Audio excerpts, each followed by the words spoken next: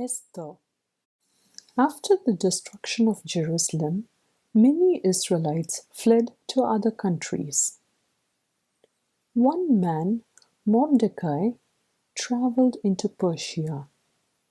Here, he found work at the king's palace in Susa. Unfortunately, he soon fell afoul of Haman, the king's chief minister. Haman was very self-important and insisted that the workers bow down before him when he passed. Mordecai refused to do this, so Haman hated him. To get his revenge, Haman tried to turn the king against the Israelites. "There are too many of these people in your kingdom, your majesty," he told him. "I fear they may be dangerous."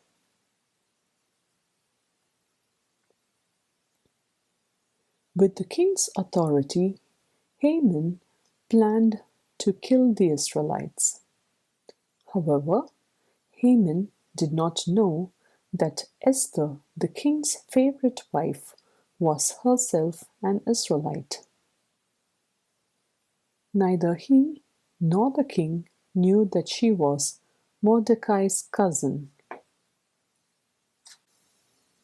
Meanwhile, in the palace, Mordecai overheard two men whispering together. To his horror, he realized that they were plotting to kill the king. He hurried to tell Esther, who warned her husband of the plot. The two men were hanged. A short time later, the king asked Haman, "What should I do for a man I want to honor?" Haman thought the king wanted to honor him. "Such a man should wear the king's robe and ride on the king's horse through the city square," replied Haman. "Then you must arrange for this event," commanded the king. "The man's name is Mordecai." Later, at a royal feast, Esther explained to the king that the man who had saved his life was an Israelite. "His people are those Haman wants to destroy," she said, "and they are my people too."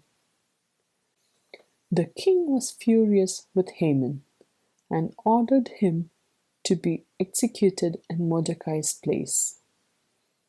Then he made Mordecai his minister. If you like the video, subscribe to our YouTube channel by hitting the subscribe button below.